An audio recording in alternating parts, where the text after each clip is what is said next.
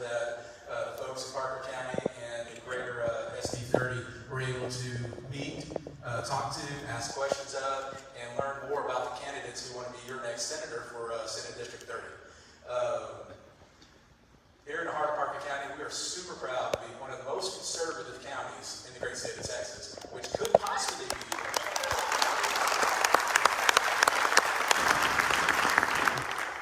which inside SD30 could possibly be the most conservative Senate district in the state of Texas. So it's almost like when people say America made us great, Texas made us better. So there you go. So what I'm going to do is first, I need to thank the Northside Baptist. These facilities are phenomenal, and they switched locations for us. They allowed us to have their main worship auditorium. They've set us up with mics. Every one of the candidates will have their own mic, so that we could, technically practice the social distancing and things like that to make sure that we are responsible in everything we do. But I want to appreciate Northside for that. If y'all could just give them a big round of applause.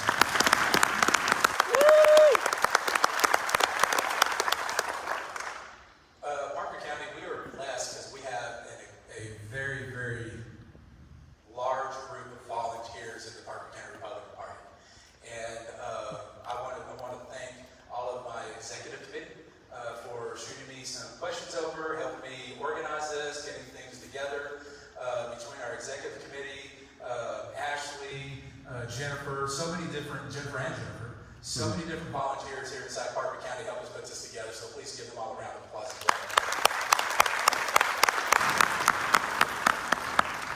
And for what we're most interested in hearing today are the SD30 Senate candidates.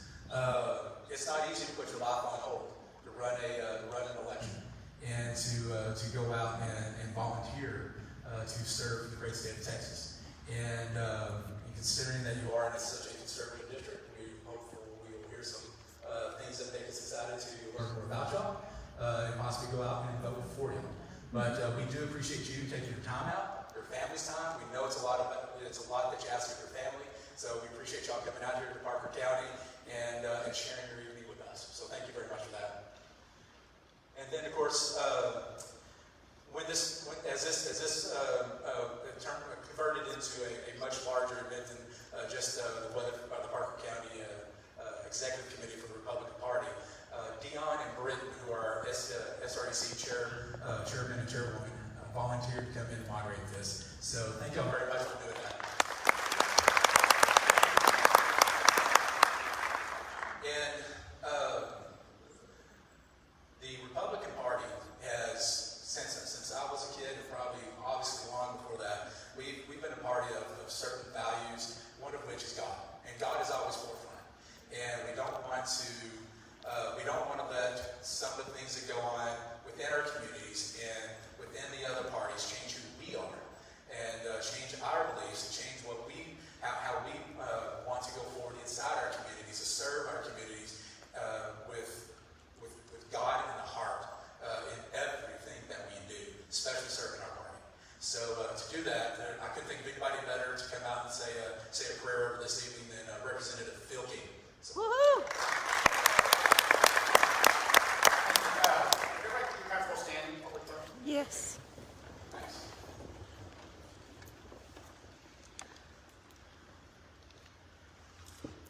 Father, we want to get the night off to the right start.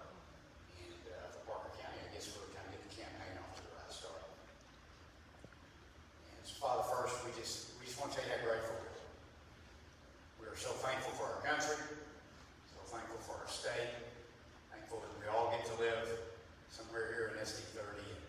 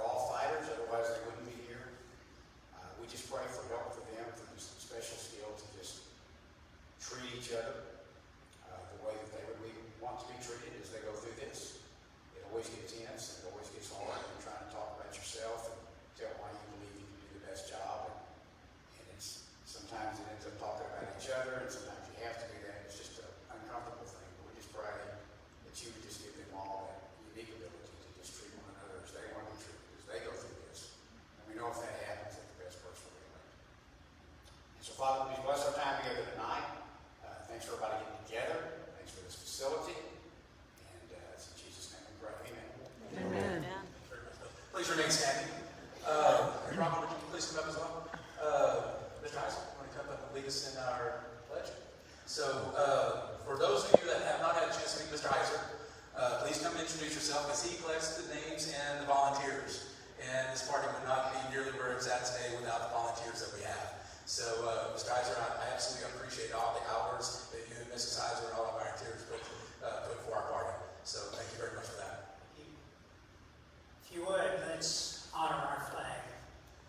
I pledge allegiance to the flag of the United States of America and to the republic for which it stands, one nation, under God, indivisible, with liberty and justice for all. Thank you very much. Please remain standing for the Texas Pledge.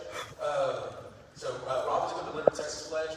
For all you ladies out there and you're looking for a civic group, she's with the Bush Legacy Republican Women of Weatherford. And one thing, we've got Mike Lockhart here with the Parker County Conservatives. We've got Bush Legacy here. In Parker County, the party is completely united for a single goal, and that is to elect Republicans from Donald Trump all the way down the line. Woo!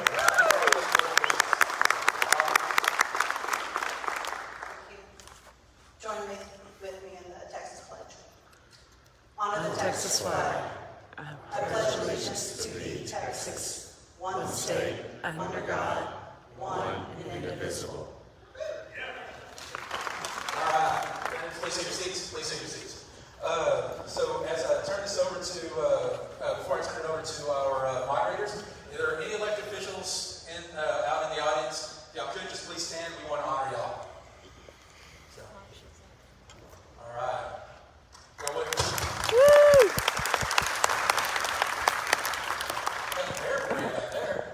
So there we go.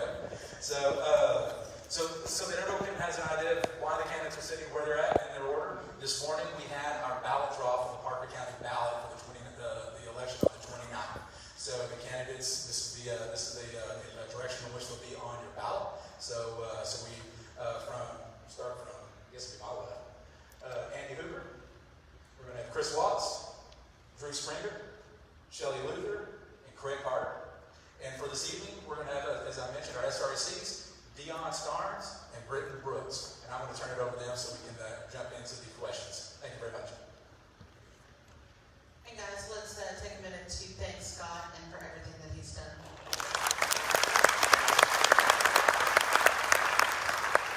Okay, so the way that things are going to work tonight, candidates, you will get a 3-minute opening. If you will look, okay, my timekeeper moved. Where did she go?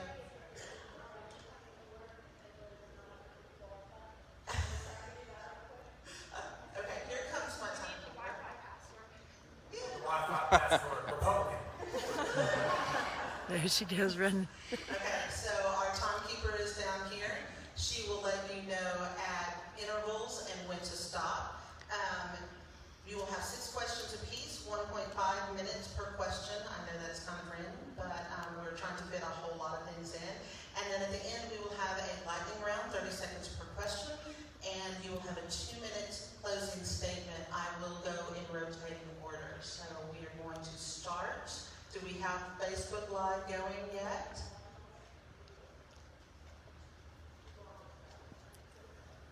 No worries. All right. So we're going to start with, where did my agenda go? With Mr. Hopper. You may begin your opening statement. Good evening. My name is Andy Hopper, and I'm running for Senate District 30. I live in Wise County. We have a small farm. I am a software engineer, and I'm also a warrant officer in the Texas State Guard. I'm joined here with my wife, Amanda. We've been married for 23 years, and my oldest son, Grant, he is a junior almost at Texas Tech. He's a mechanical engineering major, and he's a private in the Guard with me too. So it's a family thing. My middle son, Sam, he's 18. He's not here, and he's looking for colleges right now. And then my youngest, Ian, he's 14. So anyway, tell you why I'm running. I'm running because I love Texas, and I believe that the best people to decide what is best for Texas is Texans, and not unelected federal bureaucrats and folks that are unelected judges that are basically coming in and telling Texans how they have to run the place. Okay, Texas is more than a state. We all know it is, and we want to stand up for that, and I am a big advocate of the 10th Amendment and restoring the idea that Texas should be able to stand on its own and manage a lot of the things that the federal government is telling us what to do. I'm also a huge advocate of small farms. We are a small farm, and I'm telling you, I think that it's very difficult to get into farming these days. It's expensive. It's lots of investment in capital, tractors, and at the same time, it's impossible to find any land that's already ag exempt, and I think that that's a problem. We need to address that. So I have some things I'd like to say about that. Also, I'm very passionate about the idea that property taxes are going up too fast. I mean, that's the thing I hear from everybody that I talk to across SD30, is our property tax growth is unsustainable. There is no way we're going to be able to continue the way we are unless we make some changes. A lot of folks think that this last legislative session that we made, some sort of dent in the fact that you still get, that your tax could go up 10% from one year to another. In fact, it still can go up 10%. So I think that we need to make some changes to cap that to something reasonable like 5%. And I also believe that, we need to have something to kind of equalize the playing field between commercial and residential real estate. So those are the things I'd like to talk about tonight. And it's really good to meet you all. Thank you for coming out, and thanks for giving me a chance to speak. Thank you.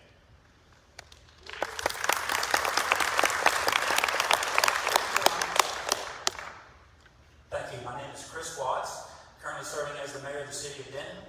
Served as mayor for 6.5 years. I was supposed to be termed out in May, but got held over because of the COVID crisis. Served on the city council for 6 years. Grew up in Denton. Graduated from the University of North Texas with a Bachelor of Science in Computer Science and a Master's in Counseling Education and Student Services. Went to law school when I was in my late 30s because I wanted to just try my craft and to learn how to help people more. Graduated from there in practice law, real estate contracts, real estate litigation during the mortgage fraud crisis. Oil and gas leases, negotiated oil and gas leases for family and clients, and have oil and gas interests also throughout the state.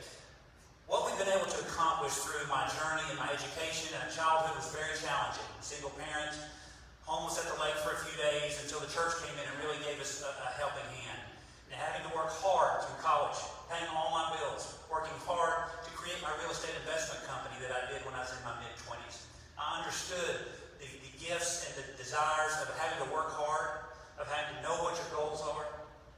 One thing I've been able to do is apply all those lessons as I've also been mayor of the city of Denton, enjoying my community service there. One thing that we're proud of is we hear about a lot about raising property taxes, rising property taxes. But during my administration, we have lowered the tax rate from 69 cents per hundred to 59 cents per hundred. Our budget is $1.4 billion is the proposed budget this year. We've been able to use the effective tax rate as our base rate, so taxes for our homeowners and our commercial properties have stayed level depending on how much your assessed value went up. We've continued to provide economic mobility for our citizens with tax incentives. Just two of the real quick ones, we invested $247,000 in an incentive that returns $2.4 million, 100 jobs, averaging $40,000 to $45,000 a year, plus additional benefits. We used leverage from a developer to provide $2 million to where we leveraged $30 million in a transportation project on I-35 to solve one of the most congested and accident-prone intersections in our city. But lastly, the thing I'm most proud of is that we continue to improve the services for our veterans. We've worked together with nonprofits, we've worked together with the county to increase the services that are provided to veterans, especially housing, because we realized we had a tremendous amount of homeless vets. So we've increased the amount of housing for homeless veterans and also those who need transitional housing. I've done that in my public life. I've also done that in my private life by leasing units to veterans. And there's no greater satisfaction than to see them homeless, living out of their car, finally getting a job, and being self-sustaining. I look forward to sharing more with you tonight. Thank you very much. Representative Springer? Thank you, Representative Drew Springer. And it's a tough anniversary tonight. It was 31 years ago today that my wife of 29 years, Lydia Springer, broke her back and put her in a wheelchair. We were at Possum Kingdom. I just graduated from the University of North Texas. We met, dated, and left the family distance right here in Parker County. Saw a lot of old friends today. Had to come back home to work. Left rehab. She graduated college. We've raised 3 fantastic kids. We've had the chance to go back, live to her hometown, raise her kids in a place just like here in all of Senate District 30 that you want to do. We've added to our family. We now have a daughter-in-law and a grandson, and so 4 months old, been active in the community. Volunteer fire for 14 years. You know, I've had those challenges, serving side by side to make our communities better. I serve on the church finance council. And we're just like y'all. We're just real people with real problems, looking for solutions. And I've done those. For 4 terms in the state legislature, we've worked on those problems. Last year, we cut property taxes $5 billion. Wasn't as much as I wanted to. I had a bill to cut taxes 50% for homestead exemptions, because we shouldn't be renting our houses from the government. We should look to do what the Republican platform calls for, which is to go to a more consumption tax basis. I've traveled the 25,000 square miles, 22 counties of House District 68. It's bigger than SD 30. Talking with people and finding out what those issues are that we go back to. I'm proud to say that from the Second Amendment standpoint, I've been endorsed by the NRA because the work I've done for the citizens of Texas in protecting our Second Amendment rights. Law enforcement. The defunding law enforcement is horrific. And the fact that we're taking resources out of SD 30 and sending them to Austin to protect Austin, we need to charge them and get our money back for the taxpayers. We fought to protect our Christian values when Chick-fil-A was attacked because they gave to all things the Salvation Army. And so those are the kind of things that we tackle every single day. I'm proud to say that I've been endorsed by over 40 of the most conservative House members. Pat Fallon endorsed me day one because he came in with me and he's seen what I've done in the House. He knows I can take it to the Senate and continue to serve for our continued conservative values, our Christian values, the things that we call home. It's an honor to say I've been raised here, educated here, and I work here in Senate District 30. Thank you.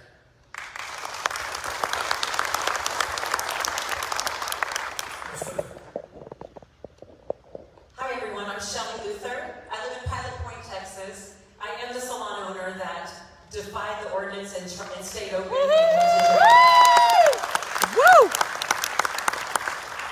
I guess you could say that's kind of when my political activities started. You get awakened very quickly when local government comes in and tries to shut down your business when all you want to do is feed your kids.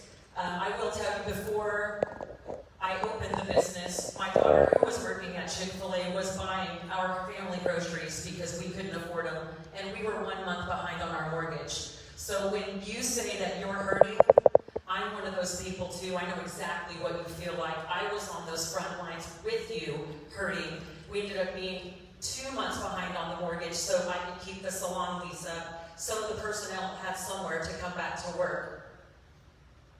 One of the biggest things that I want to tell you is I'm not a politician and I'm proud of it.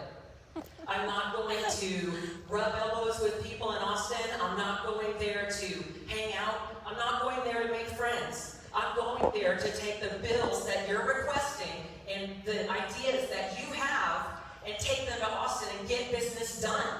I'm so tired of people saying, what happened to this bill? What happened to this bill? This didn't get done, this didn't get done.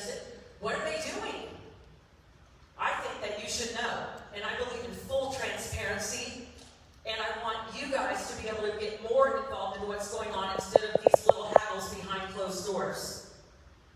I am a real person. I am authentic.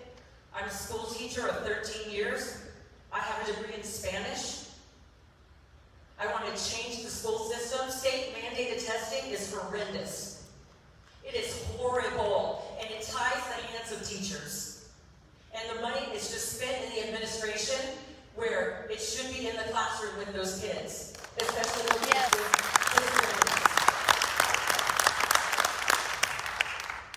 Our whole school system needs to be reformed. I am pro-life. I want to completely abolish abortion. I think there is no way that that should be anywhere in our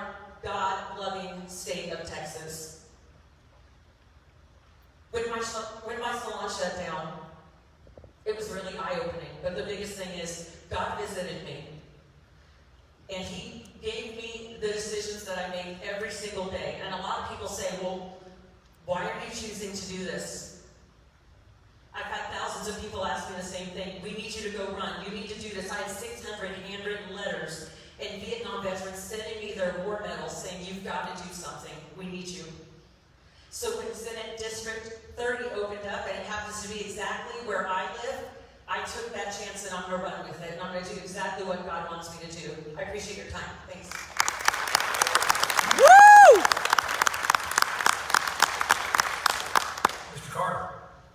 My name is Craig Carter. I want to thank you all for coming out tonight, and just want to share a little about my journey.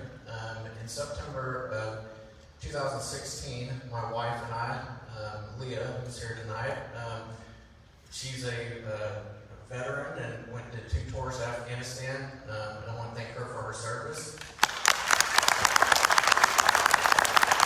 We embarked on a journey of buying the old Nakona Boot Factory, and at that time I thought it was just a building. I was going to have a warehouse for one of my businesses called Church AV Installers, and on that journey something really shifted and kind of got sucked into just a kingdom assignment. Is the best way I can describe it.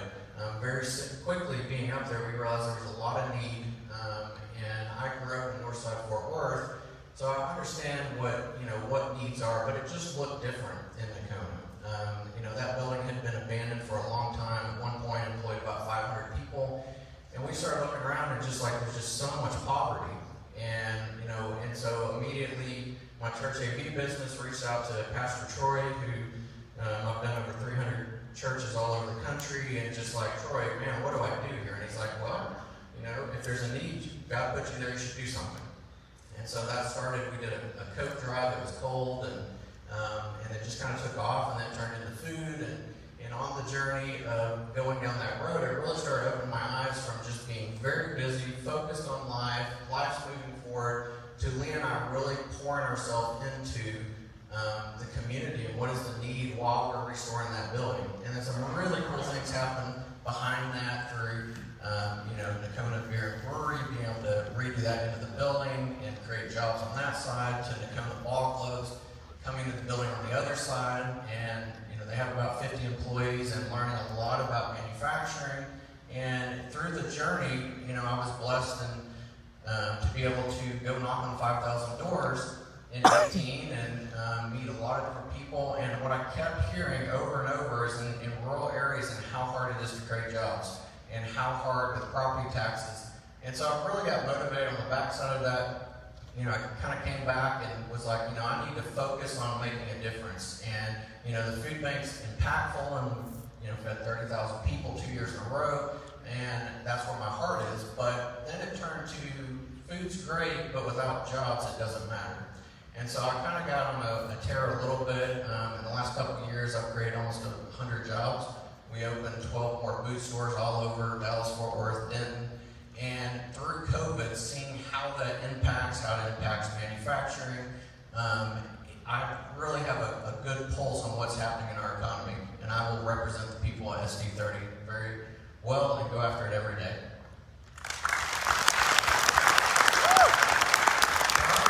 Thank y'all so much. Have a good night. No. Yeah, right. All right, guys. Enough of the hard stuff. Ms. Starnes? Okay, now we're going to go into the questions. You each get 1.5 minutes. Not minute. I wish. Okay. We're not in office yet, Leon. All right. So we are going to rotate. So Mr. Watts, you will take this question first. The question will be, let me put on my glasses because I had a birthday the other day and I'm old. Okay. Senate District 30 is one of the fastest growing areas in the state. Our water, transportation, and resources are being heavily strained, as well as our schools and emergency services. What would you do to make sure that these needs are met and solve issues such as water and transportation? Well, that's a great question. We are part of that fastest growing district in the Senate. In Denton, about half of Denton is in the district. You've got to make sure that you protect your infrastructure. We've got $220 million worth of bond programs and TxDOT funding just within our city within the last year. I've had the experience of negotiating with those TxDOT contracts. I've had the experience of making sure that we get the bond funding for those particular contracts. The thing about District 30 also is it's fastest growing in some areas, but in some areas it's still very rural. So you have a tremendous amount of presumably competing interests, but yet what you can do is take those interests, maximize them so that you can meet the rural needs for water, for transportation, and in the fastest growing areas like Denton, Collin County, Wichita County, here in Parker County, make sure that they have the representation in Austin that has the experience of dealing with that type of level of funding, those type of problems that are always associated with that type of funding. Water is critical. We've got to return back to the original Texas Water Plan, just like we've done with electricity and infrastructure. How can we continue to create reservoirs and provide the pipe infrastructure to meet the needs of Texans here in this district?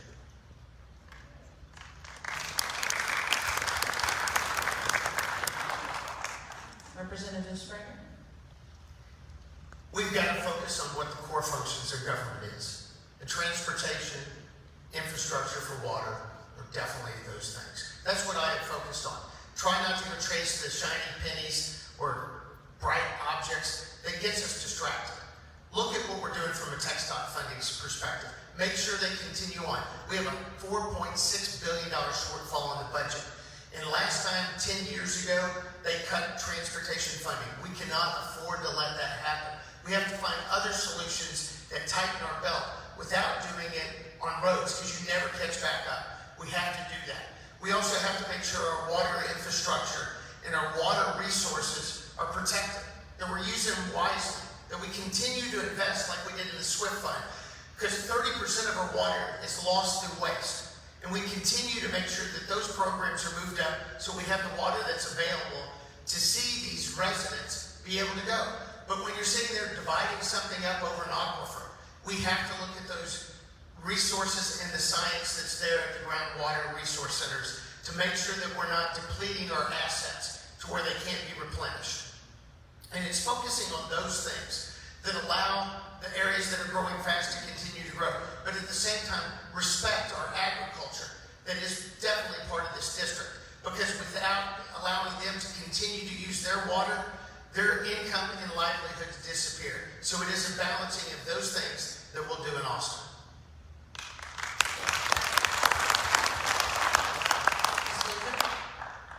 I definitely feel like recycling the water is something that we can do, especially if you're not reusing it in households, especially for agriculture. I think that would be one of the things that we could easily do besides cutting down the water. The transportation, I just feel like we need to take money from other places where government is using spending on something else, government-involved entities that they should not be using for government. Let me back that up. So government has spending on a lot of things that they should not be involved in. And so I want to make sure that we take away that spending they should not be involved in, and we spend it on the things that are more important to us as citizens, and that is our roads and our water. We also want to make sure that the pipelines, if they don't dig the pipelines, that we protect the private property owners, because that is their private property, and I'm against eminent domain, and we want to make sure that even though we need the water sources, we don't want to infringe on the rights of the property owners as well. So there's a lot of things and intricate details that we have to work out there, but that is one of the ways that we can get more water into the agriculture and the drier, more drought-full cities. Thank you.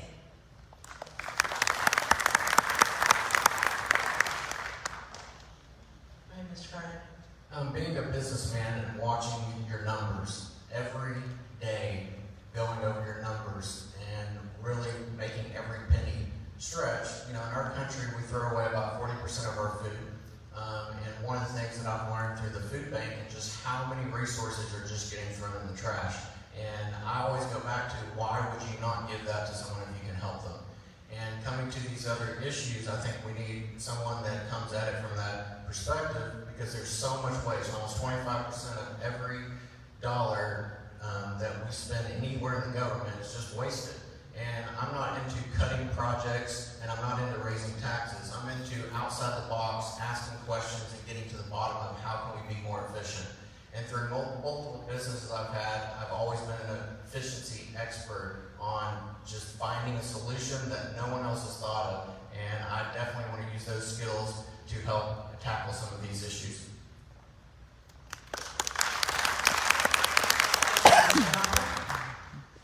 Yeah, so I'm an engineer, and the way I see this problem is, it's conservation versus let's have enough water for everybody. And I'm definitely in the latter camp. I see this as an engineering difficulty. Chris mentioned Texas water plan. That's exactly right. We had a water plan in the 20th century that posited the idea that we were going to build a bunch of reservoirs across the state, and then eventually, and this is the part we only did a little bit of, connect those reservoirs and move the water uphill from the wet areas to the east all the way to the west. So we don't put the load on the aquifers out west. That the recharge rate is so low that you're going to have to wait 100 years to get some of those aquifers filled up again. So it's an engineering problem, and I think that this is an investment area that is definitely within the realm of what government should put their money into, and we should absolutely kind of come up with a new 100-year Texas water plan that kind of investigates some of these different things and say, hey, you know what? We're going to have a lot of folks move to Texas, because Texas is awesome. People want to live here, and this is where they want to set up shop, and we want them to have enough water. We don't want them to sit there and have to, not water their grass or not water their crops, more importantly. Robust agriculture is where it's at, and we need to make sure that we basically investigate either using some of these brackish, underground aquifers that we're not touching right now, and maybe consider, maybe do what Saudi Arabia is doing, build some desalination plants using all that extra natural gas that we seem to have plenty of. So I see it as an engineering problem. I think we should look at it from that perspective.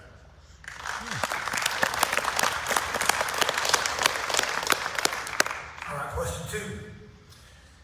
When the legislature convenes in January, lawmakers will face a budget crisis.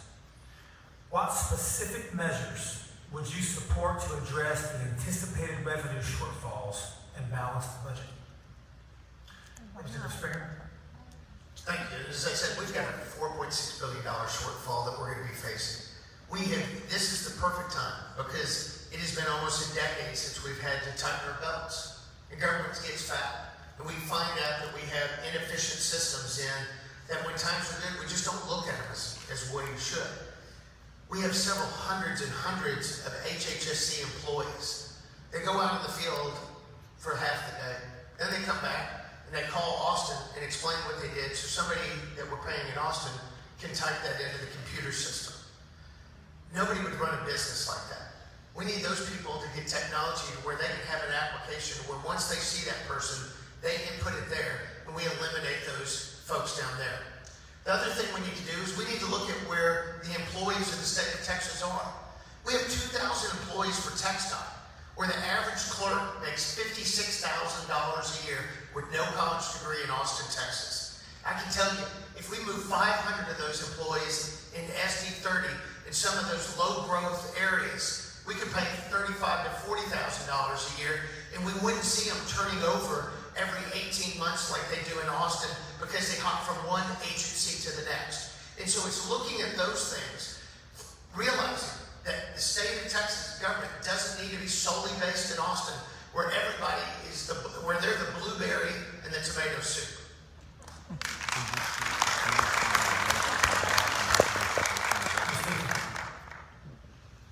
Hi, I wanted to look at certain things like some of the money that we're spending on illegal aliens. We offer them free education, free meals, a lot more things than we even offer citizens of Texas. So I think that if we have illegal aliens here, we do not need to be funding their education and their and all of these things for them.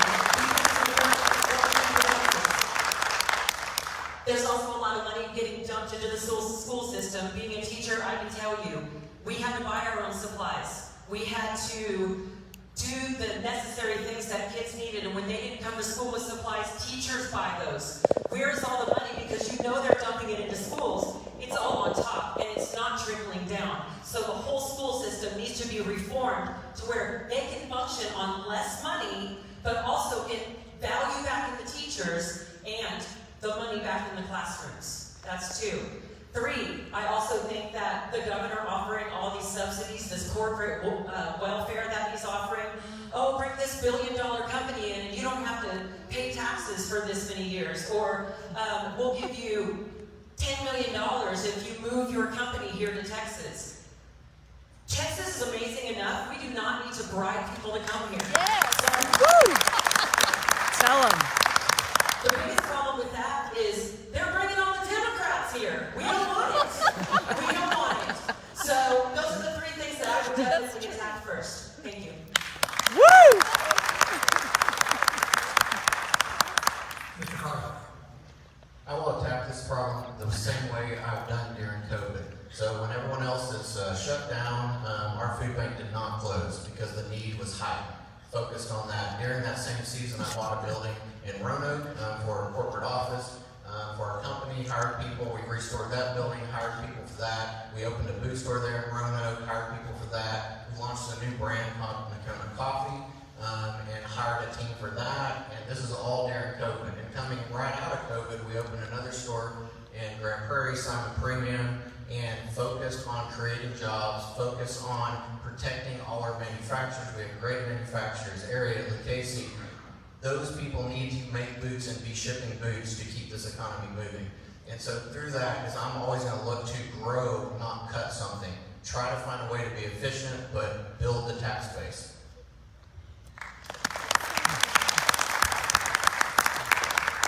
Mr. Hopper.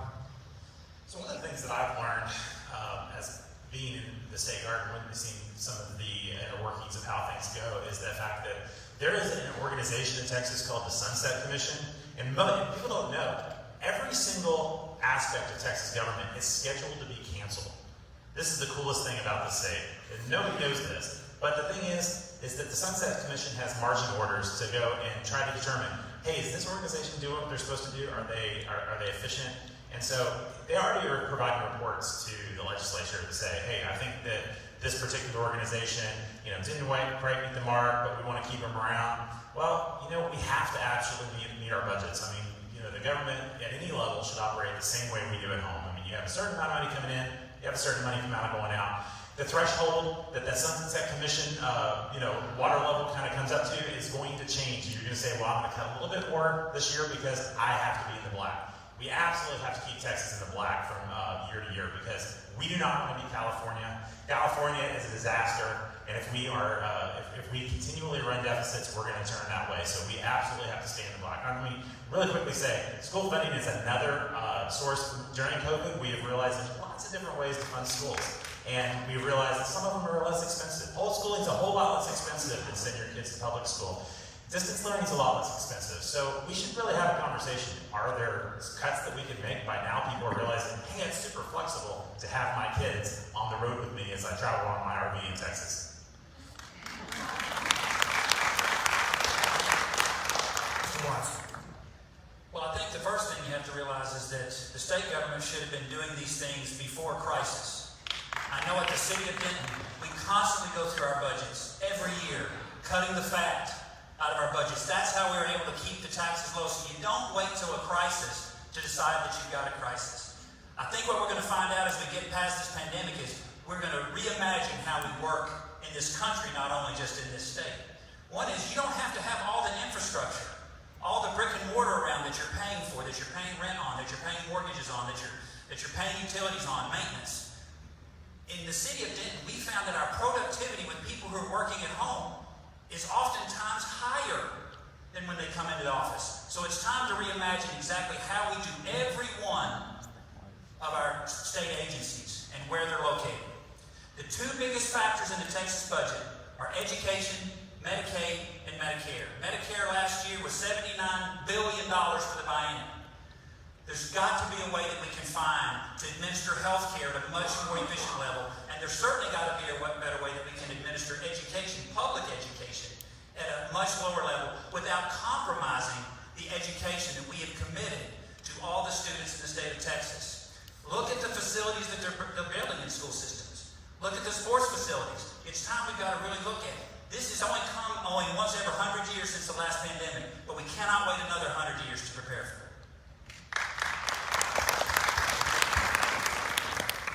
All right, so the next question will go to Ms. Luther. Should the Texas legislature address police reform and/or cities who are defunding the police, and if so, how? Absolutely. Check. Okay. My dad was a 26-year Marine veteran, so I see police officers and first responders as similar, like brothers. And when I see people defacing the flag or disrespecting the police or anything that has to do with putting down America in any way, I think it's disgraceful, and those people do not deserve to be here, number one.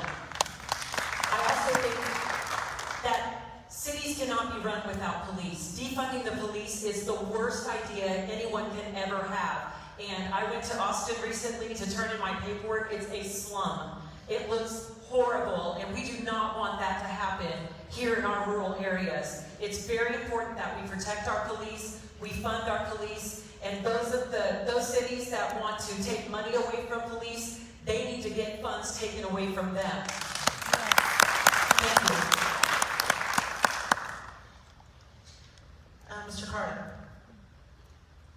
Recently in Nakona, I was able to catch up with one of our police officers that, he was discussing with me the challenges of what his pay is. And we were kind of talking about people working in the area. We have a lot of people that are doing trade laborers making, $18 an hour. They're getting in trouble every weekend. They're getting picked up. They're going to jail. He's picking the same people up every week. And I was like, well, what are you making? He's like $16 an hour. And, I'm on the opposite side of this. Here's the thing, is we don't need to defund anything. We need to find more funds for them to have the right tools to do their job well. Period. And through that, there is so much waste that there are ways to find that funding without cutting off the thing that protects us. And, I want our police officers, keeping the oath of protecting and serving us. And recently through COVID, I've had some crazy different things with different protests around different locations of and police officers come in and go, hey, we're taking the day off, you guys are on your own. And that is a serious, serious problem, because I don't want people taking the day off when something actually happens. And so at that moment, I realized how important it is to make sure that we are putting our money into our police officers. Mr. Marker. Now, first of all, let me say, I have folks in my family that are police officers, and these folks are great folks, and I absolutely think that these people stand in the gap, and they actually deal with all the horrible parts of society so we don't have to. So we absolutely need to stand behind these guys because they are brave souls. Now, I will also say that I agree with the thrust of what Governor Abbott suggested in terms of kind of retaliating against Austin for defunding the police, but I don't agree with the implementation. The thrust was good. He wanted to do something about it, but the end result is we're going to freeze property taxes for the ability of Austin to raise property taxes if they defund the police. Isn't that what we all want? I mean, should we defund the police in Decatur? Because then our property taxes would be frozen. That's not what we want. It doesn't really encourage the right behavior. What should happen is utilize a system that already exists, where cities that leverage other municipalities, police and law enforcement, DPSs to come in, you bill them, and then you bill them more, and then you bill them even more, and you basically create a situation where the citizens of Austin are now paying so much in property taxes that they're like, we have to elect somebody else because our elected officials are crazy. So that's what I was saying.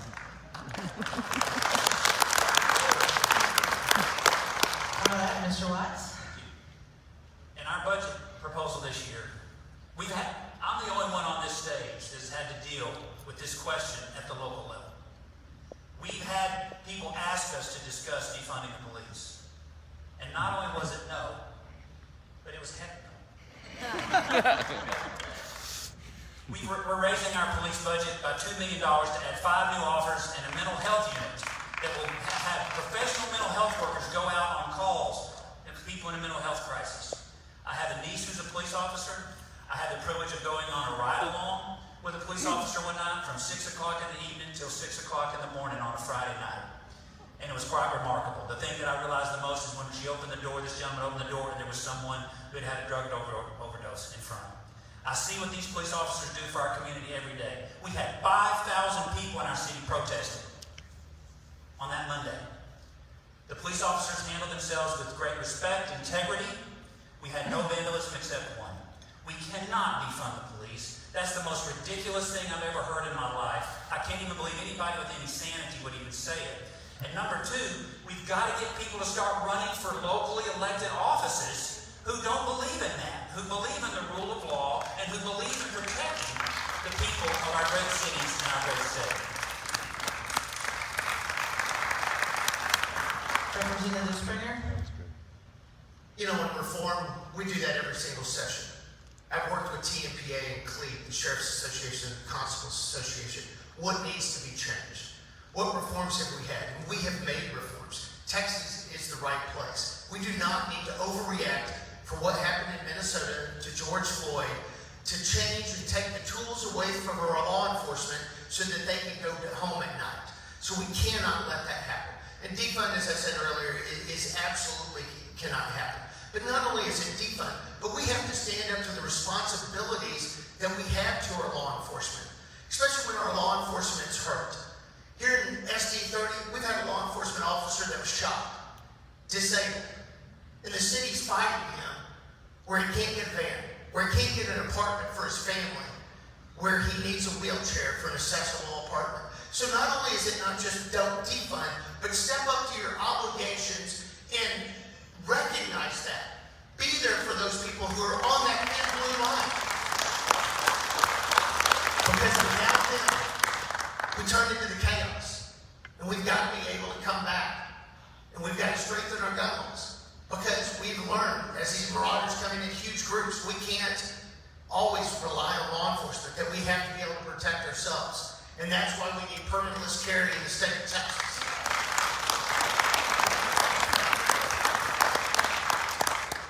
All right, next question. Several of y'all have already touched on this, but we want some more specifics now. What, if anything, should the 87th legislature do to ensure lawmakers have more input on emergency measures when the legislature is not in session? Mr. Carter, please begin. I think it's a priority to get back to the local level, being able to do what's right in that area. Through COVID, I've seen over and over where everything's being treated the same, and it is totally different what's going on in Monte County with a handful of cases as it is in Denton County. It's a totally different animal. And I think so many times on this journey, so many things have been treated as it's just the same all the way across Texas. And I've watched, small businesses struggling, so we need to put the power back in the local first responders, that they know what's best for their area, they know what the need is, and we need to make sure and give them the tools to implement what's needed. Mr. Hopper. My view of the way things were handled is that I hat off to Governor Abbott for trying to work this difficult situation. But I think the time that we need government the most to work the way that we as Americans expect, which is through the consent of the governed, is during these crises. Okay, we're not being invaded by a foreign land. Okay, and I don't think that we needed to have executive action to create new law. I think what we need to do is call legislature for a special session and let our representative government make a decision about how to create new law. And those new laws would have been potentially wearing masks or closing businesses. My understanding of the law, according to my reading, I can read English, and it looks like to me that the only thing the governor in the state of Texas has the ability to do in a crisis is to temporarily suspend law, not to create new law. And so I think we should have called the legislature, in my personal opinion. Mr. Watson. My first priority would be to establish a standing committee. You've got to change the emergency declaration law. As a mayor, you get 7 days. That's it.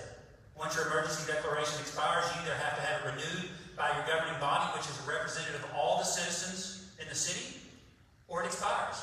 I think governors need to have the ability to protect the public safety in a natural disaster in a crisis area. But this is scar tissue, folks. This hasn't happened in a long time, if ever, at this level. And therefore, we've got to figure out how do we create reasonable regulation that says people have to be able to have their representatives heard and their views heard, instead of one lone public official making a decision that lasts infinitum. There's got to be a time where you can convene either a special session or a specific committee to determine what needs to be done moving forward. The voices of the people have to be heard. And I'm going to say this. Mr. Springer's talking about our city on the law enforcement officer. And I think it's a tragedy that someone is using the injury of a law officer to politicize it. Because Mr. Springer has no idea what the city of Denton is doing. The city of Denton is hamstrung by HIPAA laws, and so is our agency.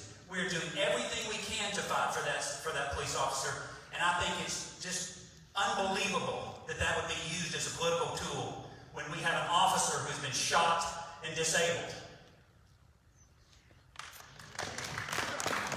Ouch. Representative Springer. We absolutely need to change the governor's laws. That was written in '74 when we were looking at the fact that we'd have a hurricane or a flood for a little bit of time in a little bit of an area. We don't need to have this to where we set up where now any other future government governor sets that precedence where they can come in and declare anything they want a disaster. Because God help us, we have a Democrat in my lifetime as governor. They would declare the fact that climate change is a disaster and say no more fracking or no more pipelines. And then they would sit there and say, maybe you can't even drive your cars. And then after that, they would say suicide is a disaster. We need to take your guns away because half the suicides are with guns. So we do need it towards 7 days. Then reconvene us. Continue on 7 days until the legislature can come back and find those solutions. But I know I've been working with Governor Abbott and his team. And so when the mask mandate came out, it was not a statewide mandate. It wasn't a statewide mandate because I said rural Texas is different than Houston and Dallas. And when I did that, the rule came out that said if you have less than 20 cases, it doesn't apply. And your restaurants can be open. It was because it was my house district that those rules were shaped at. Because I worked with the governor, worked with his team to come up to where we don't have a one-size-fits-all. Not enough. No.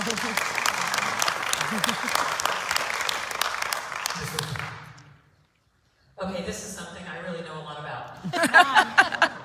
I will not work with the governor if he wants to put any mandates or any restrictions on Texas at all. I think it's ridiculous. Woo! Yes, girl. He does not have the authority to do what he's doing, and I'm talking about the governor. And I am the only one who was not a politician or just basically anyone who got the governor to actually open salons 10 days earlier than he said he would. He also retracted what he said out of one of his executive orders and says you cannot go to jail for defying the order. So all of these politicians were writing letters and begging, and oh, he won't talk to us in the special session. I made it happen because I put the spotlight on him and made him look bad. And if we have to do that and show some transparency, that's what we have to do. The government is not better than us. They work for us. They are our servants. Come we on. employ them. Yes. Amen. And they owe us more. Yes. Governor Abbott owes us more Yes. than what he's doing right now. You are grown adults, and you have personal responsibility, and you can take care of yourselves. You are smart Texans. Let's take our state back. Yes. Woo! Yeah. Okay, next question. There is a movement to release non-violent offenders out of our general population. There are many supporters on both sides of this issue. What is your stance and why? Oh, I guess I better tell who needs to go first, shouldn't I, Mr. Hopper? Yeah, I'm against it. I think that we absolutely need to recognize that putting folks in jail and incarcerating them is a deterrent. And if we take the tact where we're going to say, well, we're going to let you out and you're not going to have to serve any time, I don't think that we're actually doing anything to deter future crime in that area. We should just take that law off the books. So I believe that we absolutely have to enforce, and if that means we have to build more prisons or whatnot, or make the punishments a little bit harsher so folks don't fall into these patterns of behavior, I think that's what we need to do.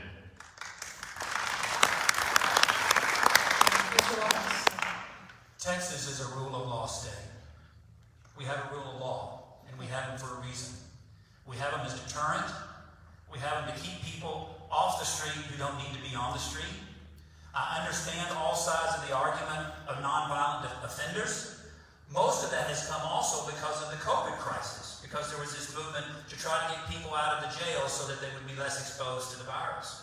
We've had those calls in for the city of Denton. and for the county of Denton to release people because of that. If people have committed a crime, there's ample opportunity in a process to get bailed out. There's an opportunity to spend your time in jail in lieu of bail. I think if you committed a crime, we have rules and we have laws in place, and we need to make sure that we honor those, because without the rule of law, folks, we are one step away, if not a half step away, from chaos.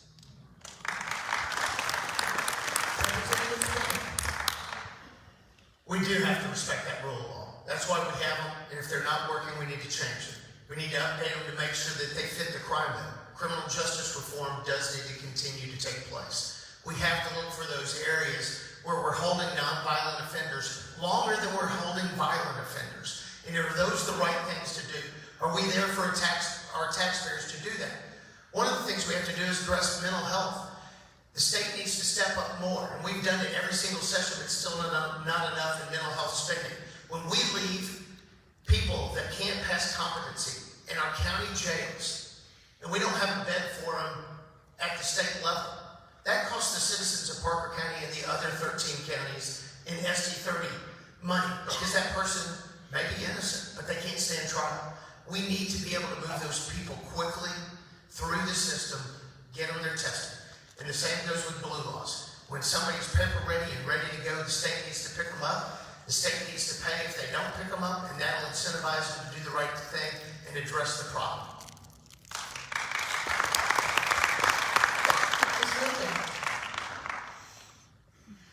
So I think I'm the only one on the panel that's actually been inside a jail, incarcerated. So I'm going to speak on that a little bit. They were letting out rapists and murderers when they put me in the jail cell. Come on. Wow. During COVID. So I go into my little cell, rapists and murderers, go ahead and go free because we don't want you to get COVID, but I guess I can. So we'll start there. The standards are horrific. Number 2, there were 7 or 8 other ladies, we were separated, but that had been in there several years. And one of the ladies asked me, when I get out, can I work in your salon? And I'm thinking, you know, maybe she has some cosmetology experience, makeup, something. I'm like, well, yeah, what do you do? She's like, nothing. As a teacher, if I had 23 hours a day of someone's undivided attention, I would be teaching them something. I would be teaching them a trade, so they're not reoccurring offenders and keep filling up our jail system. They have nothing to go to. So when they get out, they're going to get in trouble again because they go back and do the same thing over and over again. And they're repeat the cycle. We need to stop and end that cycle immediately to where when people get in jail, we get them the help that they need and get them the job that they need and get them back on their feet so they don't end up back in jail again. That's how we end overpopulating them. Thank you. Woo! If you did the crime, you need to serve your time, period.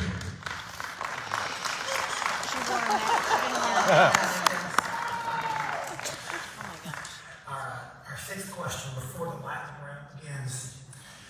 Do you believe that the Texas legislature has been steadily limiting the authority of county and city elected officials? If so, then what will you do to return local control back to the cities and the counties? Mr. Watts? I don't understand the animosity between the state government and the counties and the cities. I really don't. You know, a house divided against itself cannot stand. We've got to quit fighting. There's certainly policies that are more for the state. My city voted to ban hydraulic fracturing.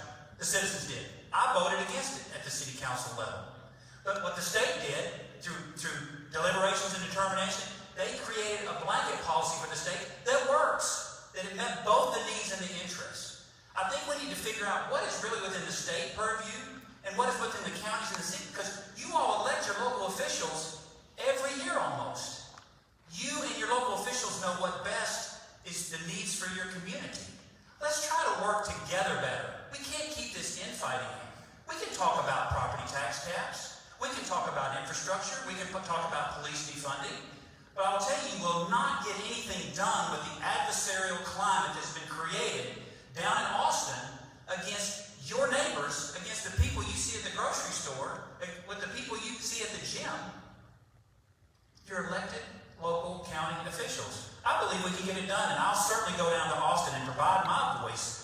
someone who's been in that fight and not wanting to be in that fight for 6 years.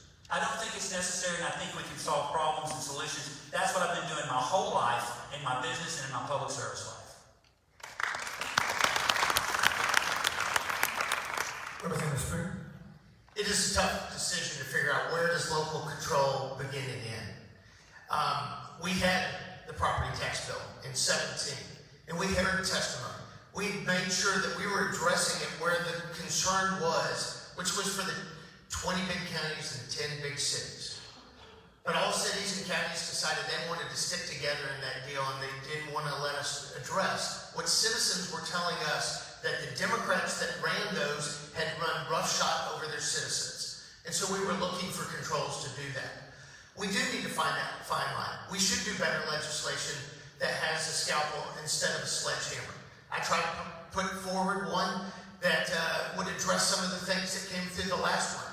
We were able to put a bracket in there to where it didn't cost cities and counties that were very small more money to run an election than what they were going to get in their increase of taxes. But I know this, citizens want a say in what their taxes are doing.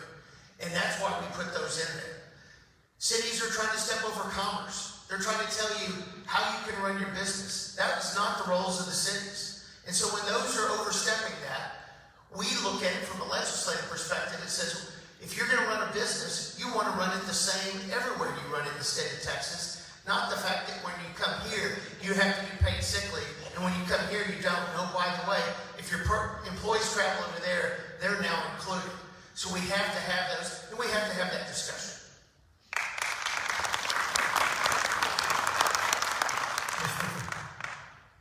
I think the animosity comes from just not having a plan in general. And when all of this started with me, with COVID, I had Texas Department of License and Regulation, the most local you can get, call me and say, you cannot open your business. And I'm like, why? Well, we don't know, but you just cannot open it. Okay, well, what are you going to do? I don't know. Okay, well, I'm going to open it. Well, police will be there. What are they going to do? I don't know. So the problem is there's no structure. There's no one talking to each other. We've got a governor and a county judge that are fighting publicly. It's embarrassing. And no one knows what to do, and they all blame each other. So there has to be a system that's worked out before anything like this happens again, to where people know what they're supposed to be doing and who's in charge. I know in my small business, I know exactly what to do in my business. Governor Abbott does not have the right to tell me what to do in my business because he's never stepped foot in it. So you want the most local control as possible because those are the people that are in the trenches that are making the decisions. And it's the same way in the schools. Local, as low as possible, because those are the people that are actually doing the work. So I would say give the most control to the lowest places possible, but if you have to move it up because they're not taking care of their job, like Trump has had to take care of other states, then that might have to happen, but keep it as local as possible. Thanks.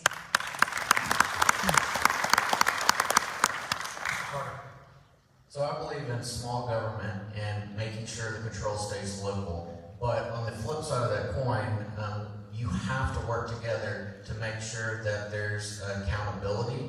And when things do come up, people have to communicate. And I think that's the most important piece, is to make sure everyone is communicating and looking out for what's the best of their community. And no one knows your community like you, period. Mr. Hopper. You know, I think that when we talk about this this fight between local and state government, and the way it comes out, I believe that we're really always talking about Austin and Dallas and Houston, and it's because we have people who are nominally socialist, maybe a lot worse, that are actively trying to destroy the government that they control, and that needs to stop. And I feel like that I'm kind of an Adam Smith person. I kind of believe in laissez-faire capitalism, the idea that just kind of let things go and things will the market will correct. Well, I think in that, translating that into this situation, I think that by propping up Austin and saying, okay, we'll defend you. You voted to not defend yourself and everybody's just going to be mayhem, but by going in there and say, well, DPS will take care of you, we're not encouraging the right behavior. I think that normally what would happen is that those folks that live in those places are going to move out. And they're going to be these folks accuse the governor of being racist because he, opposed some of the policies in Dallas. I mean, this is just absolute ridiculousness. And so I think that I would be behind the state against any of those cities. The next part is a lightning round. You will each get 30 seconds to answer the question. We will start with Representative Springer. The first question is, should the Economic Stabilization Fund be used to balance the Texas budget? We do need to use the rainy day fund. It's got $8.8 billion in there right now. We don't need to use the entire thing. We do need to make cuts, but it is not a shiny object. It was there to get us through economic downturns. And so we've used it in the past. We need to use it again. There's no reason that we should cut beyond where we should cut just for the sake of cutting because we don't want to touch our savings account. But we have to make sure there's money there to take care of our bonding and to keep our AAA credit rating.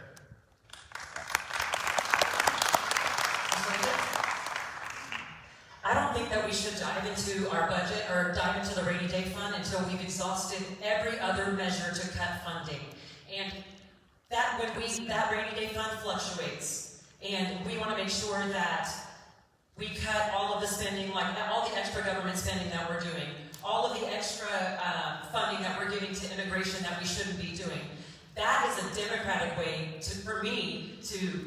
the Democrats would go in there and just take the money and use it and say, oh, it's there, I'll just use it.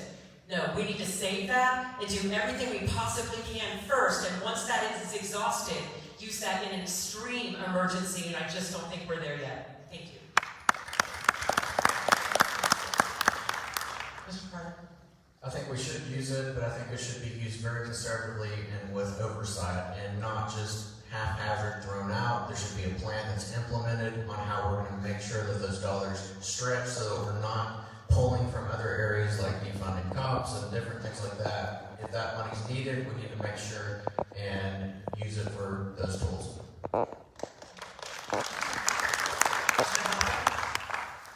Yeah, I think we need to remember that rainy day fund is very large, and it should be for a reason. I fully believe that President Trump has got this and we're going to win this election. However, we need to remember that just a few years ago, there would be a disaster in Texas, and the federal government would just say, I'm not going to declare a disaster and help you out with FEMA funds. I mean, I believe it was some government official a few years ago that said, Texas is a big, rich state, and you guys are big enough to take care of yourself.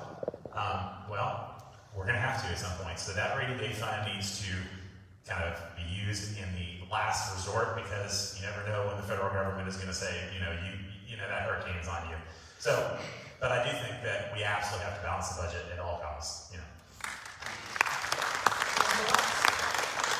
We had to do that. We had about a $10 to $12 billion shortfall. We wound up taking voluntary separation program for our employees, getting those that want to leave early to leave. But we also, and we didn't dip into any of our general fund, our reserve balance, which is like the rainy day fund. We looked at how do we cut costs. But thank goodness that somebody had the foresight to create that fund at the state level. Thank goodness that we've been putting money in that for situations just like this. We have to make sure that we cut as much as we can before we move into that. And I can go down there to Austin and I can apply the principles that we use at our own city. And it's just different zeros, folks. The principles aren't any different. You just got more zeros behind it. I can go down there and find a way that we can reduce and maybe even eliminate the need to use that rainy day fund.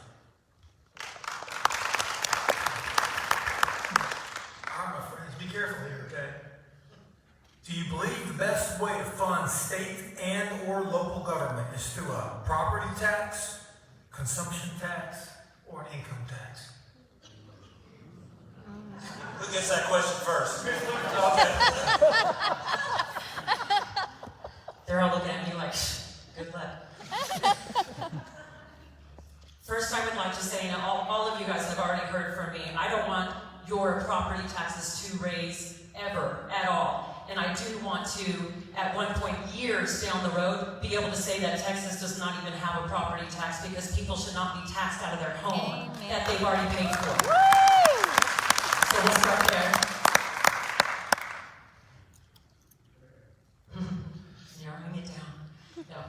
I think as far as the state income tax, we don't have that, and I think that we should definitely just stay away from that.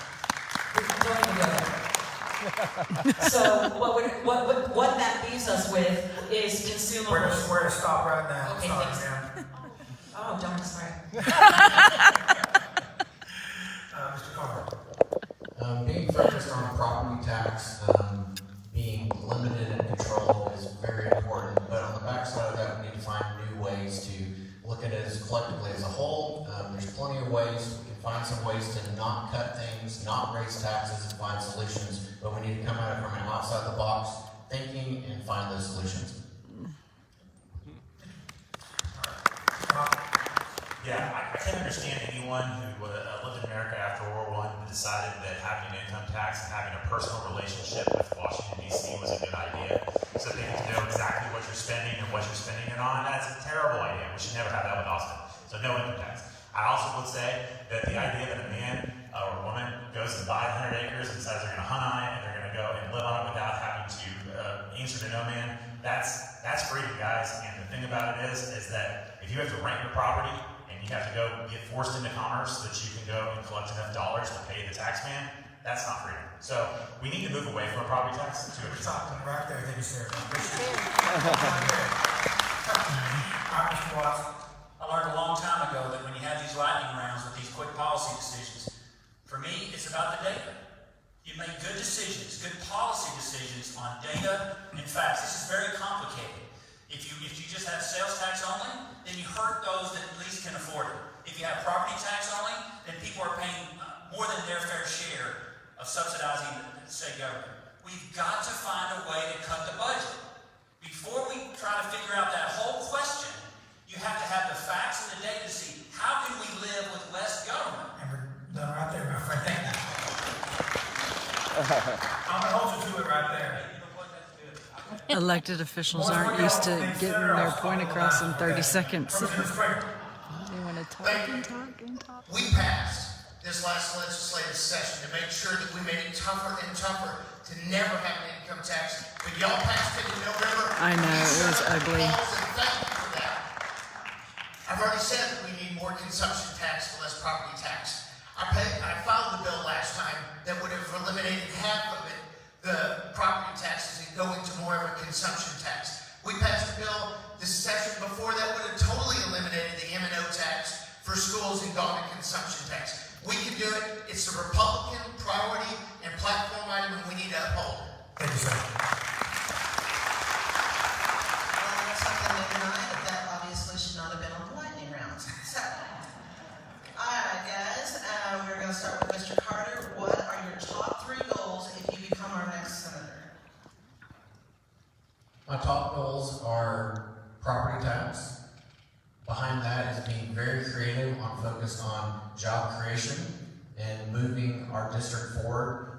We have tremendous growth in COVID to reevaluate how we do things and move Texas forward. Mr. Hopper. Yeah, my first priority would be to aggressively stand against overreach by federal courts. My second priority would be to take immediate action to help folks with this ever-rising property tax to put some reasonable caps in place. And my third priority would be to, as I say, it's District 30's rule. We absolutely need to support the idea that young farmers can get into farming and become big farmers. So we need to reduce the regulatory environment there to make that possible. As I said, my first priority would try to reform the emergency declaration laws of the state of Texas. Second priority is dig into the budget. Find creative ways that you can save money. And then you can address the property tax situation, and you can address the consumer tax, the sales tax information. And to make sure that our infrastructure is protected. Folks, we cannot dip into the Proposition 1 and 7 money that was voted on by the voters for transportation. We've got to make sure our infrastructure stays strong, because that is the lifeblood of the economic miracle that we've enjoyed in the state of Texas. Okay, Mr. Representative Springer.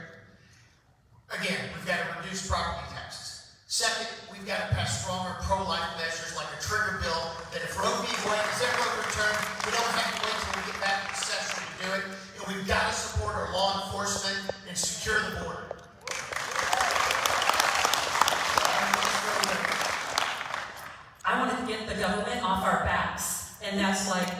wide range of things that we can add that to. I don't want the government involved in almost anything that we do because you guys are responsible and can take care of yourselves, number one. And that's that 1975 Disaster Act. We need to put some limits on that. I also will talk about property taxes, of course, and I also want to make I want to abolish abortion in Texas. Thank you. All right, we had a tough one last time, so I'll give y'all one softball tonight. Deal, guys? Just one softball question. Okay, here it goes. All right. All right. Throughout SB 30, including Wichita Falls, as well as Cook and Parker counties, historical monuments and statues are being targeted for removal. In Austin, there's a movement to remove certain monuments from state property. What are your thoughts on removing historical monuments and statues? Mr. Hopper. I have minor history, and it hurts me. I've boycotted more cities than I can count, simply because they removed something in the book of darkness, and it bothers me. We are applying our standards in 2020 to people that lived 150 years ago, and then erasing history such that we think that now it's gone and we don't have to worry about it, but now our kids aren't going to learn from anything. So, absolutely against it, and we need to protect the Alabama.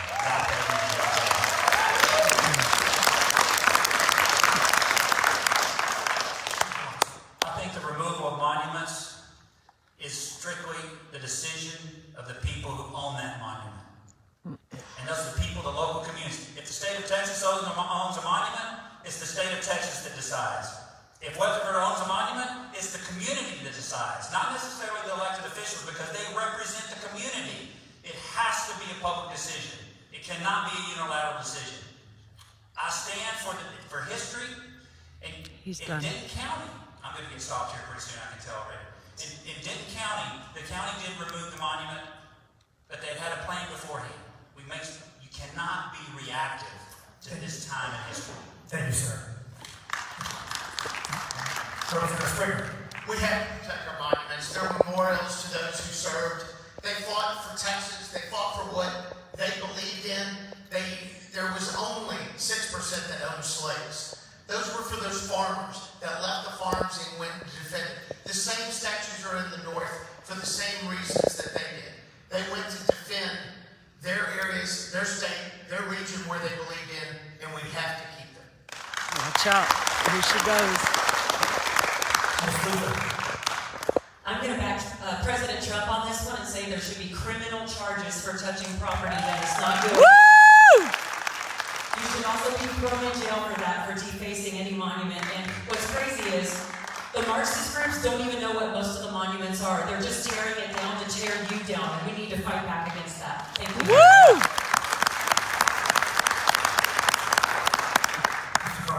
I've spent my career restoring historic properties and letting those stories live on and tell the story and protecting those. And I will continue to protect those monuments and make sure that none are torn down on my watch.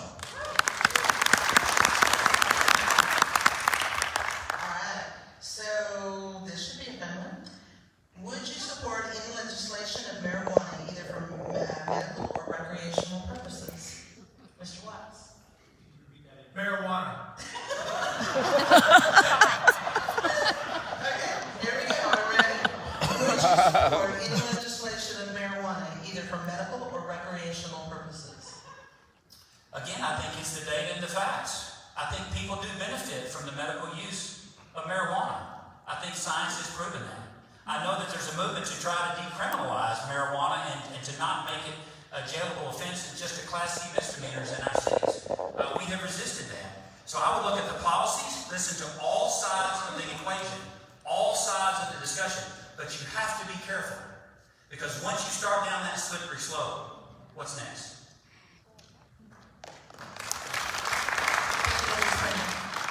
We should not legalize marijuana. When you sit there and look at all the meth problems we have, they all started with marijuana, almost every single one of them. In medical marijuana, we've done things with CBD oil that can't be smoked, and that's the answers there. It's not giving it to pharmacists that will sit there, and I say doctors that will pass out prescriptions left and right to be able to do those. It's seen it in other states. It quickly turns into just recreational, but just under a different name.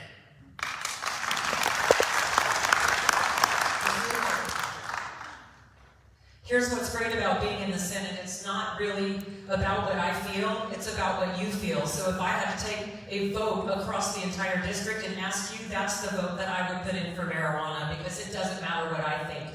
I do also think that marijuana is that gateway drug that can lead into other things. But as far as medical marijuana is concerned, I know it is helpful for cancer patients and things like that. The regulations need to be a lot stronger though. Thank you. For medical reasons, I support, and I think it goes back to the numbers, and lots of doctors have, chatted on this, on just how it relieves a lot of pain for people. And so the right applications, I think it definitely has a place. All right, thank you. Our final question. Are y'all's cameras out right now? Because we're going to have this memorialized on video, and if their answers change in a few years, we're going to all remember that, okay? All right, my friends. Do you support term limits for the Texas legislature? Yes. I do. And I believe that the idea that we have a political class that spends an entire life in politics, we kind of need to move away from that. I think that the idea of the founders, where you're basically a citizen or a statesman that goes and serves for a time and comes home to your farm, that's what we need to work towards. I think reasonable term limits, maybe 2-3 terms, go home, come back after sitting a term out, that's what I support. And I think that would really improve our situation, give a lot more people an opportunity to help and serve, and I think it would kind of erode that political class that kind of becomes entrenched. As an elected official who's subject to term limits, I do agree with them. Because I think it's clear that an incumbent has a distinct advantage over challengers. And I think what it allows is people who want to serve, people who want to get in and serve their community for a short term and then get out. It just provides that someone doesn't just get stuck there and feel like they're entitled to that job. It's important that we have different people to serve, because it's a privilege to serve the community. Thank you. We've had turnover in the Texas House at 3.5 terms. I think that Phil King has done a fantastic job for 20 years, and to say that he could only serve 6 years and then would have to go home, I think is wrong. California did that, and they overturned it, because what they found out is the lobbyists and the bureaucrats run it, not the people that they serve that don't have time. They can wait them out too long. Texas has better election laws as far as raising money, and that's why so many people get beat that are bad. I definitely wouldn't look to California as an example, first of all. Secondly, I think 2 to 3 terms, for sure, is the most that someone should be in. I'm not going into the Senate, if I win, even looking into re-election. I'm looking into the right now and what we can do right now. And career politicians, they get too far away from the people, and they're not on the front lines, and we need people that have been involved in what's going on to be making decisions for us. Woo! I support term limits for 2 to 3 terms, and I think the backside of this, what's important is those people that are in those places, they need to step into the next season, and they need to be mentors of the ones coming behind, and they need to step in. It's too easy to get too comfortable and have too much power, and with seeing how much money can buy votes, that really needs to stop. So we are ready for the closing. Y'all have made it through all of our questions with grace and charm. So, we are going to get back on track, and Ms. Luther, you are going to begin our closing. 2 minutes. First of all, I want to tell you guys thank you so much for your time. I know that Governor Abbott didn't really give us a lot of time, and it's not even really fair to you that he gives you 30 days to get to make one of the biggest decisions that you can make in several years. And so I appreciate you coming and taking the time out. I just want to tell you that God has led me here. God has opened every door for me. I am here because He wants me to be here, and I know what His plan is. His plan is for me to be able to help you, me to show that in the government they are totally disconnected to what is going on in Senate District 30. You have all of these bills that you guys passed, or that you wanted passed, and all I keep hearing in these meetings is, what happened to this bill? What happened to this bill? But I do hear bills that are being brought up about Chinese drones or other things. So, what is going on in Austin?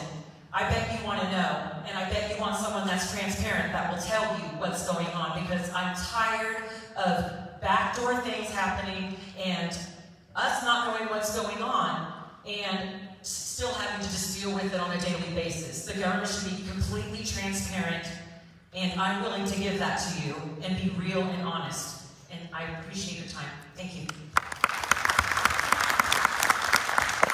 All right, Mr. Carter, your turn. Yeah, thank y'all so much tonight for coming out. And, you know, my journey of, I believe a strong leader is someone who serves. And, you know, in the last almost 4 years now running our food bank, I mean, there will be 1,000 people lined up, people will camp out the night before, because there is a need. And I'm always reminded that you, by serving, that's how you lead. And I definitely will put the time in. I'll use all my skills in business I have on making sure I can balance the budget, look at things through a different set of eyes, put accountability in places that need accountability, and find ways to be more efficient and to get results. And I'm definitely not a politician, a business guy, I'm a results guy, and I will put all my knowledge to work for you guys. Hey, first of all, I want to thank you for letting me talk at you tonight. It's been a lot of fun, and I've learned a ton this last couple weeks. It's been the coolest thing I've ever done.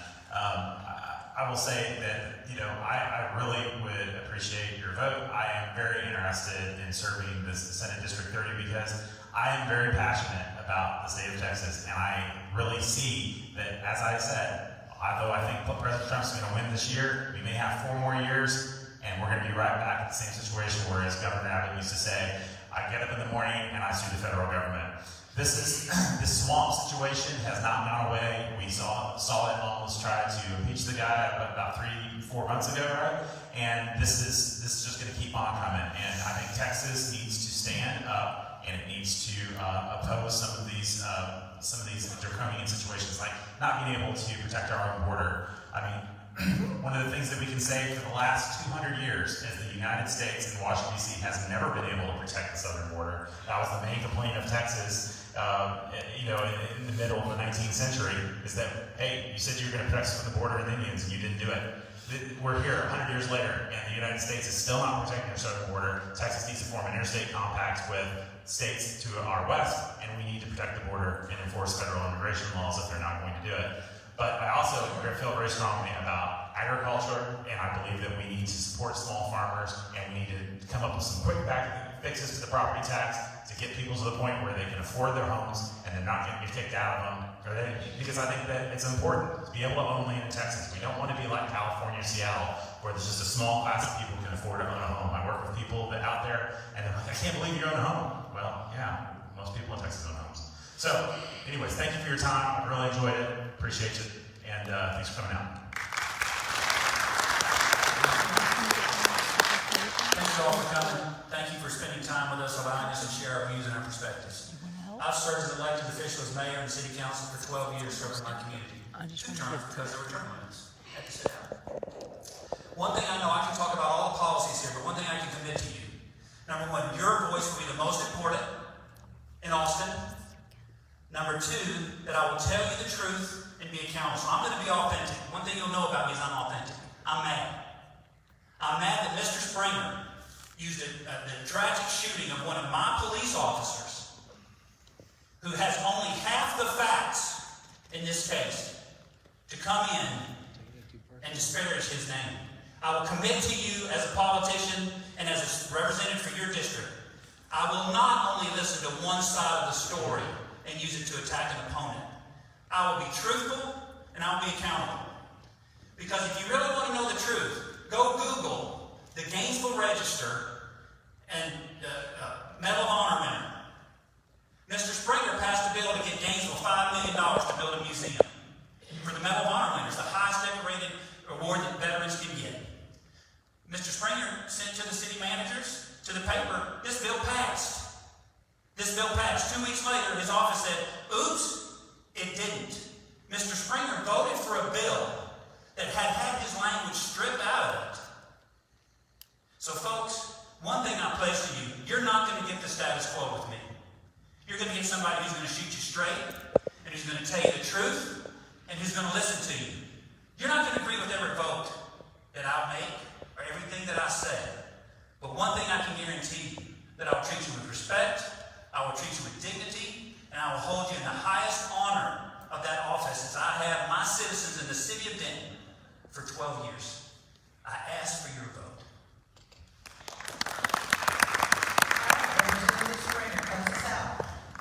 Thank you. And I agree with Scott. This is a conservative district, and it deserves a conservative, proven leader. I have done that. Pat Fallon was on the Bryce University.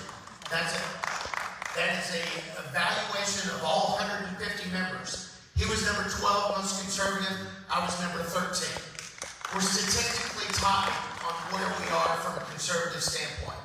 I've done those conservative legislations, and I talked to our law enforcement officers. When I talked to Texas Municipal Police Association and talked to those folks and talked to the people who have worked that case to find out the city of Denton is a self-pay, they could have done the right thing. They could have provided the van. They could have provided the apartment, but they chose to use the bureaucracy. I left Denton out in it because I didn't want to make it about Denton. I just wanted to use an example that we need to do the right things. And I'm proud of saying I want to do the right things in those items. And we'll continue to fight for that. I'm a proud Republican. I have voted all of the last 20 times that we've had a chance to go vote. When President Trump was being attacked by the Democrats in March, I proudly endorsed him. I proudly voted for him. Not everybody on this stage can say they voted for President Trump on March. They can't say they voted for Senator Cruz the prior March, but before that. I think going to and doing what you say, fighting for the cause, is what really matters. I took a week of vacation off in 2008 to go block walk in Colorado against Barack Obama. Because I knew how bad it was going to be, and he proved me right. He was horrific. But not everybody up here even voted in that November election to vote against Barack Obama. It's important that we have people who've been tested and proven. I'm that person. I would appreciate your vote. Look forward to getting to know each and every one of you more.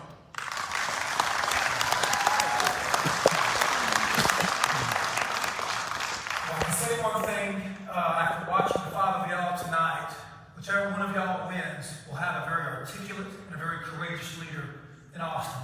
Guys, give him a hand.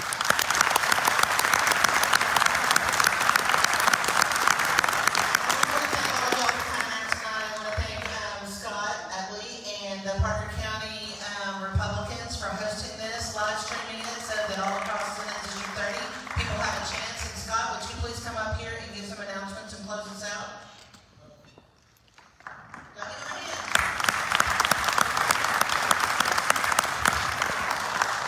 Thank you very much. Again, I want to thank everybody for coming out here. The one group I left off intentionally at the first were our law enforcement. We did have law enforcement here because we never know what's going to happen with some of the progressives that are out there today. So if you would, please get a hand to law enforcement. That's Mr. Woo! Shelley got them to their feet.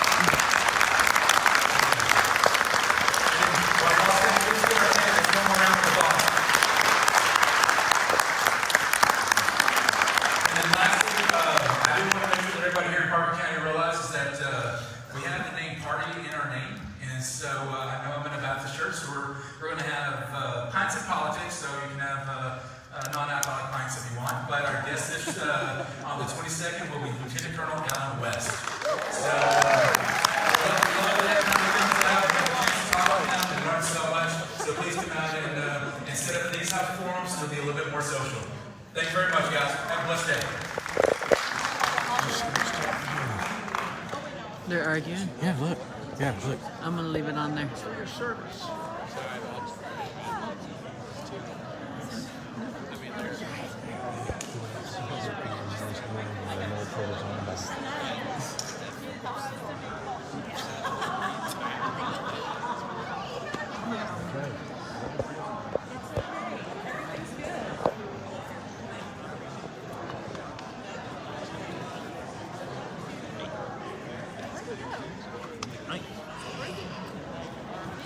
Okay, bye guys.